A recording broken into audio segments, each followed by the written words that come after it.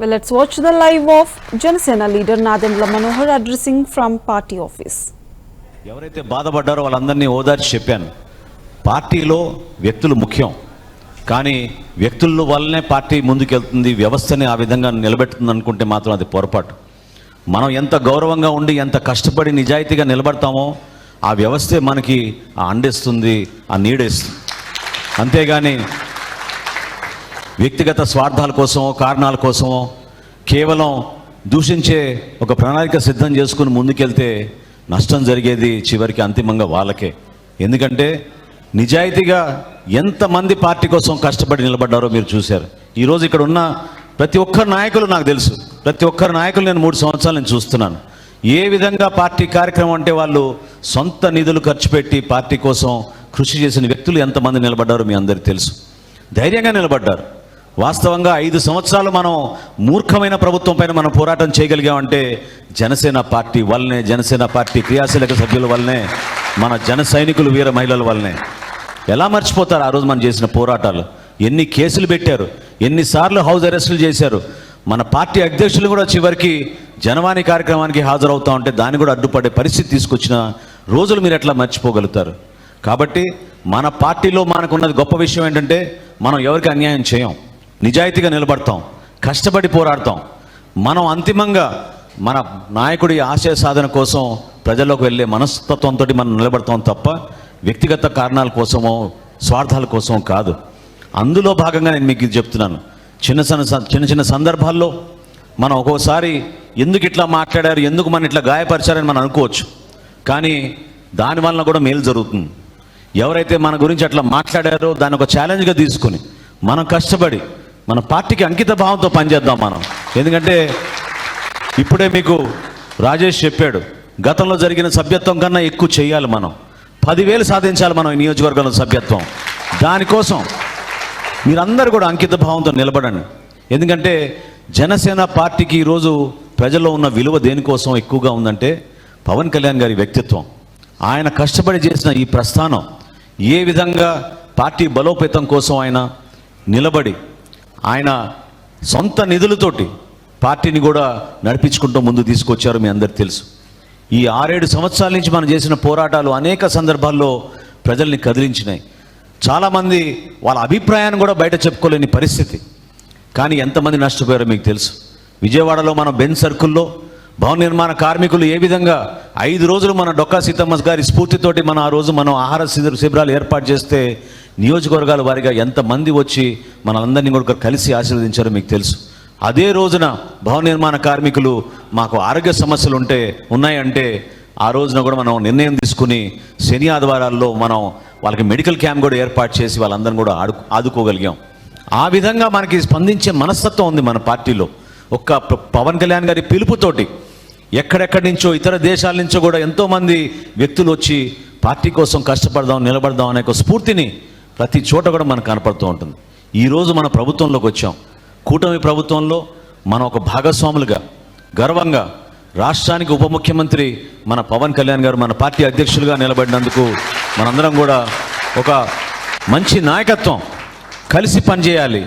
ఏ విధంగా మన కూటమిలో మన వంతు మనం సహాయం అందించగలుగుతాం, మన వంతు మనం ప్రభుత్వాన్ని బలోపేతం చేయడం కోసం ఏ విధంగా పాల్గొంటాం అనే దానిపైన కూడా మీ దృష్టి సారించాలి. నేను మొన్న కేంద్ర కార్యాలయంలో జరిగిన సందర్భంలో నేను మీకు ఇదే పిలుపునిచ్చా. దయచేసి మీరందరూ కూడా మీరు వారధులు, సామాన్యులు ఎదుర్కొన్న సమస్యలపైన స్పందించే మనస్తత్వం ఎక్కువ మన జన సైనికులకు ఉంటుంది. కాబట్టి మీరు సమాజానికి వారధులుగా, పార్టీ ఈరోజు ప్రభుత్వంలో ఉంది కాబట్టి దయచేసి మీరు కొంతవరకు ఈ సబ్జెక్ట్స్ పైన అవగాహన తెచ్చుకోండి. అవి స్థానికంగా ఉన్న చిన్న సమస్యలు ఉండొచ్చు. ఏదో మనం కమిషనర్కి ఫోన్ చేస్తే పని అయిపోతుంది అనుకుంటే ఒక సందర్భంలో అవ్వకపోవచ్చు. ఎవరి దగ్గరికి వెళ్ళాలి, ఎవరితో చేయించుకోవాలి, ఆరోగ్య సమస్యలు ఉంటే మనం ఏం చేయాలి, మంచినీటి సమస్యలు ఉంటే మనం ఎవరికి ఫోన్ చేయాలి, ఏ విధంగా మన పార్టీ యంత్రాంగాన్ని మన ప్రభుత్వాన్ని మనం ఉపయోగించుకోవచ్చు, ప్రజలు పడుతున్న ఇబ్బందులు ఏంటనేది దానిపైన మీకు అవగాహన ఉంటే చాలా చక్కగా మీరు మాట్లాడి ప్రజల్ని మీరు ప్రభావితం చేసే విధంగా 10 మందిని మనం ఏ విధంగా గత 5 సంవత్సరాల్లో పార్టీ కోసం నిలబడి కష్టకాలంలో కార్యక్రమాలు చేశామో దాన్ని ప్రజల్లో తీసుకెళ్ళడానికి మీరందరూ కూడా సిద్ధమవుతారు. ఒక్కసారి మీరు ఊహించండి, ఆలోచించండి. నిజంగా నన్ను అన్నిటికన్నా కదిలించే సంఘటన ఏంటంటే మనం మచిలీపట్నంలో ఆ రోజున ఆవిర్భావ దినోత్సవానికి మనం ప్రిపేర్ అవుతూ ఉంటే ఇప్పటంలో జరిగే సభకి ప్రిపేర్ అవుతూ ఉంటే ఎక్కడో ఒంగోలు నుంచి ఒక మేస్త్రి వచ్చి ఆ రోజు ₹1,00,000 ఆర్థిక సాయం నాకు అందిస్తే పవన్ కళ్యాణ్ గారికి అందించండి జనసేన పార్టీ కోసం అంటే ఏం చేస్తారని నేను అడిగాను మిమ్మల్ని. అంటే ఇట్లా చిన్న మేస్త్రి పని చేసుకుంటూ ఉంటాను, నా దగ్గర 10 మంది పని చేస్తారని చెప్పారు. అది అయినాక తన కుటుంబ సభ్యులతో ఫోటో తీసుకుంటానని అడిగితే ఆ కుటుంబాలని చూసి నేను వాళ్ళిద్దరు బిడ్డల్ని చూసి ఆ డబ్బు ఆయనకి రిటర్న్ చేసి దయచేసి ఆ బిడ్డల్ని చదివించుకోవడానికి ఉపయోగించుకోండి నేను చెప్తాను పవన్ కళ్యాణ్ గారి మీ గురించి అంటే ఆయన అన్న మాట మనందరికీ స్ఫూర్తిదాయకం. ఈ విధంగానే పార్టీ కోసం ఎంతమంది కష్టపడి పనిచేశారో మీరు గుర్తు తెచ్చుకోవాలి. ఆయన అన్న మాట ఏంటంటే పార్టీ నా బిడ్డలతో సమానం సార్, అందుకోసం నేను ఈ డబ్బు ఇస్తున్నానని చెప్పాడు. ఒక చిన్న కుటుంబం, అంత స్మాల్ బ్యాక్గ్రౌండ్ నుంచి కష్టపడి వచ్చిన వ్యక్తి ఆ రోజున ఇప్పటం సభ 3 సంవత్సరాల క్రితం మనం నిర్వహించినప్పుడు ఆ సభ విజయవంతం జరగాలని ఒంగోలు నుంచి ప్రయాణం చేసి వచ్చి కుటుంబంతో మన పార్టీకి సహాయంగా నిలబడ్డాడంటే మనందరం కూడా ఎంత స్ఫూర్తిదాయకం దాన్ని తీసుకోవాలో మీరు ఆలోచించండి. అదేవిధంగా అమలాపురంలో ఒక ట్యాక్సీ డ్రైవర్ పాపం పగలంతా ట్యాక్సీ నడుపుకొని సాయంత్రం క్రియాశీలక సభ్యత్వం చేసుకుంటూ దాదాపు 1400 సభ్యత్వం గత సంవత్సరం చేపించాడు ఒంటరిగా. ఇటువంటి వ్యక్తులు ఎక్కడ చూసినా మనకి పార్టీలో పాపం కృషి చేసి నిలబడే వ్యక్తులు ఎంతోమంది ఉన్నారు. ఒక టైలర్ మా నియోజకవర్గంలో ఒక టైలర్ దాదాపు 160 సభ్యత్వాలు చేయించాడు రాత్రింపగలు కష్టపడి. చిన్న కుటుంబాల నుంచి వచ్చిన మహిళలు నా దృష్టికి తీసుకొచ్చారు. పెన్షన్లు తీసుకునే వృద్ధులు కూడా వచ్చి పాపం వాళ్ళు ఇది పవన్ కళ్యాణ్ గారికి జనసేన పార్టీ కోసం ₹500 సభ్యత్వం తీసుకుంటామని, పెన్షన్ వచ్చిన రోజు నువ్వు వస్తేనే ఆ డబ్బులు ఇస్తా అని చెప్పి వాళ్ళు సభ్యత్వం తీసుకునే వాళ్ళు కూడా చాలామంది ఉన్నారు. ఇవన్నీ కూడా మనకి ఆదర్శవంతంగా నిలబడాలి. ఎందుకంటే ప్రభుత్వంలో వచ్చాం కదా అని మనం అహంకారంతోటో లేకపోతే మన దగ్గర అధికారం ఉందనో మనం ముందుకెళ్తే అది కరెక్ట్ కాదు. మన ప్రయాణం, మన ప్రస్థానం విలువలతో కూడింది. ఖచ్చితంగా 100% విలువలతో కూడిన రాజకీయాలు చేద్దాం, నిలబడదాం. మన పార్టీ అధ్యక్షులు దేనికోసం అయితే ఇంత కష్టపడి స్థాపించారో జనసేన పార్టీని, మన పార్టీ బలోపేతం కోసం ప్రజల్లోకి తీసుకెళ్ళాలి. అట్ ద సేమ్ టైం ఈ రోజున్న రాజకీయ పరిస్థితుల్లో కూటమిలో మన భాగస్వాములం కాబట్టి కూటమిలో ఉన్న ఇతర పార్టీలు తెలుగుదేశం పార్టీ, భారతీయ జనతా పార్టీ నాయకులను కూడా మనం కలుపుకుని ఎక్కడ ఏ కార్యక్రమం చేసినా వాళ్ళని కూడా మనం అందులో సంప్రదించుకుని వాళ్ళతో పాటు మనం ముందుకెళ్ళేటట్టు మీరు ముందడుగు వేయాలి.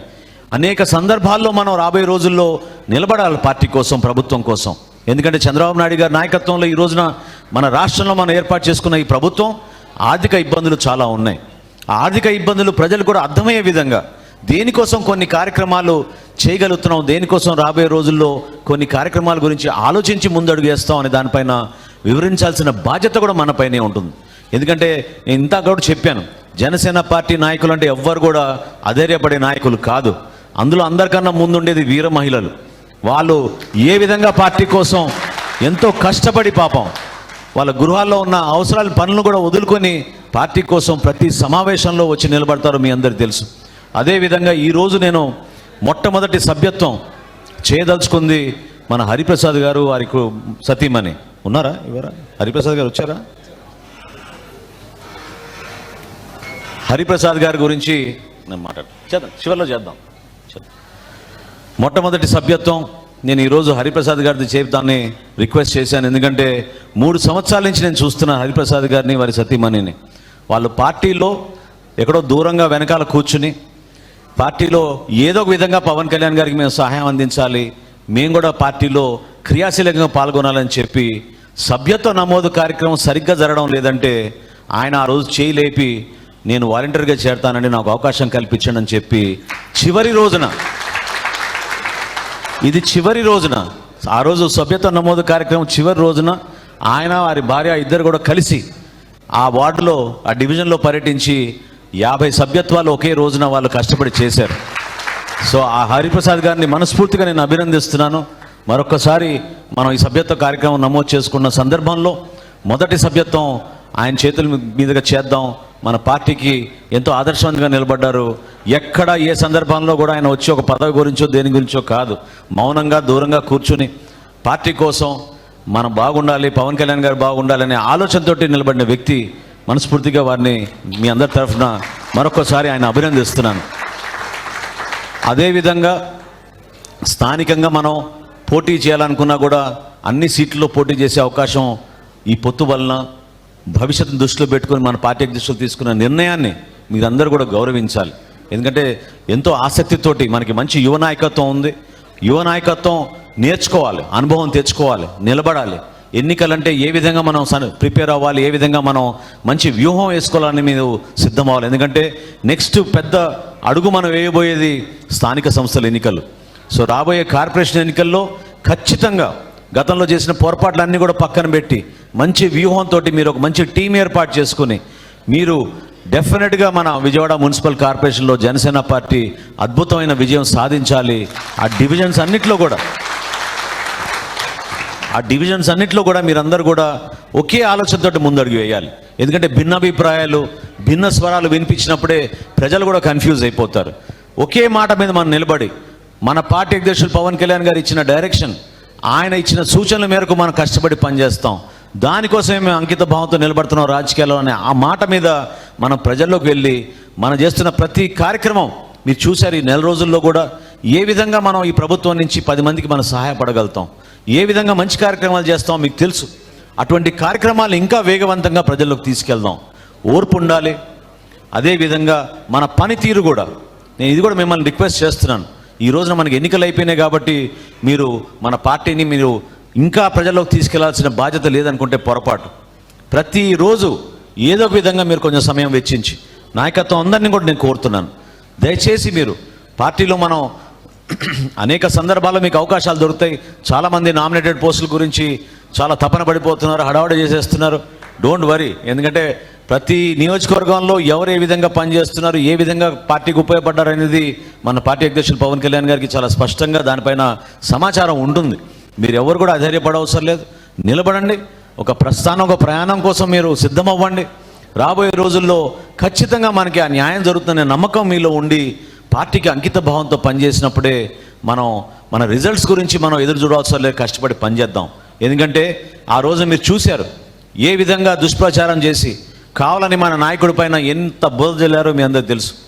ఎన్ని అవమానాలకు ఆయన గురయ్యారో మీ అందరికి తెలుసు. 60 సీట్లు తీసుకోకపోతే అసలు పార్టీ లేదన్నారు. చివరికి 40 సీట్లు అన్నారు.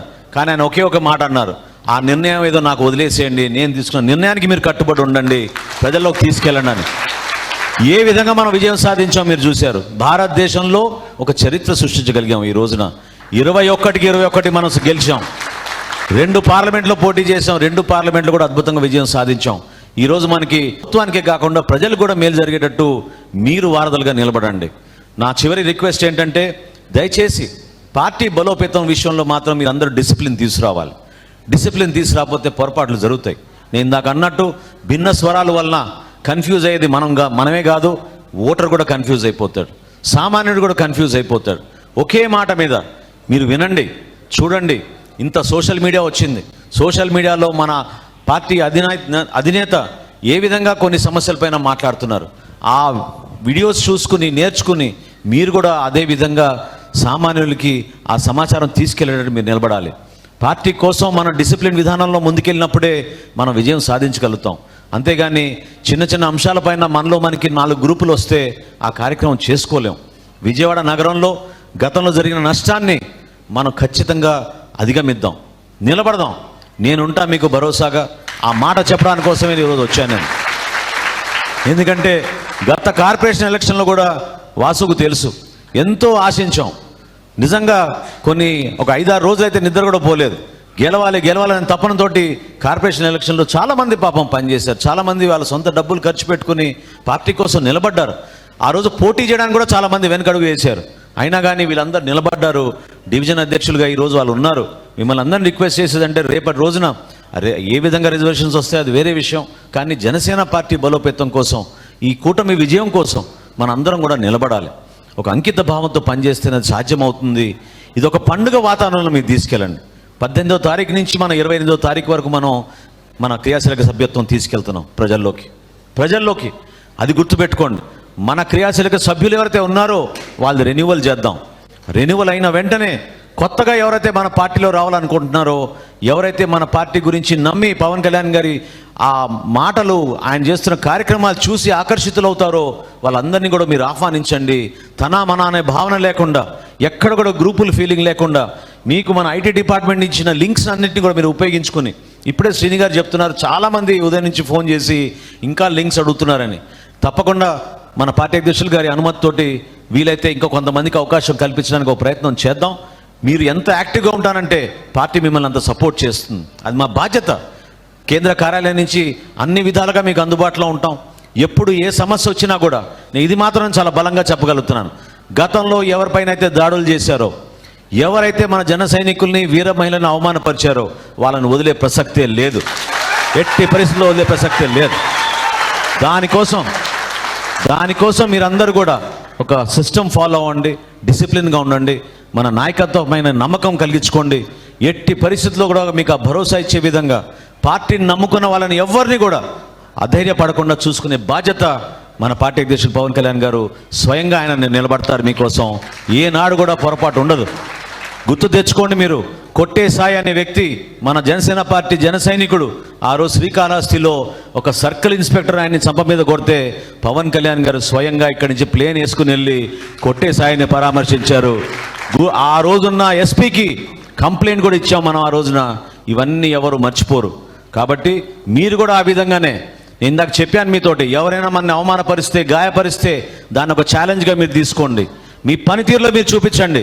మనకన్నా బాగా ఎవరు పనిచేస్తారు చెప్పండి? జనసేన పార్టీ నాయకుల కన్నా, కార్యకర్తల కన్నా, మన జన సైనికుల కన్నా, వీర మహిళల కన్నా.